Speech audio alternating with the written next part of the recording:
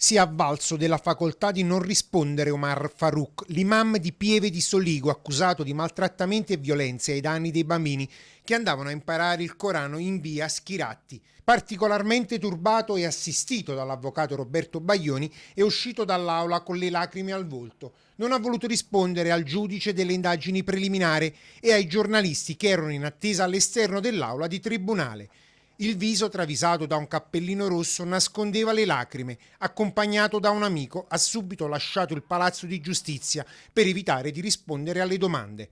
Una strategia messa in piedi dal suo legale prima di avviare successivamente alla ringa difensiva che si concentrerà sulle immagini registrate dai carabinieri di Vittorio Veneto.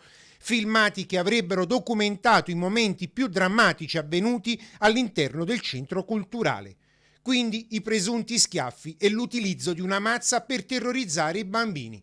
Racconti confermati dalle insegnanti dei bimbi che avrebbero raccontato cosa accadeva nella piccola moschea, denunciando tutto agli investigatori, in alcuni casi anche contro il volere delle famiglie dei ragazzi maltrattati che non si sarebbero presentati dai carabinieri. All'esito della visione delle immagini che a quanto mi dice la cancelleria saranno disponibili a partire da lunedì, poi valuteremo se richiedere un interrogatorio al pubblico ministero per chiarire la posizione del signor Farouk rispetto ai fatti contestati. Per l'imam vige il divieto di dimora nella provincia di Treviso, applicato subito dopo essere stato fermato dai carabinieri. Incensurato e in attesa di diventare padre per la terza volta, ha sempre risposto dichiarandosi innocente.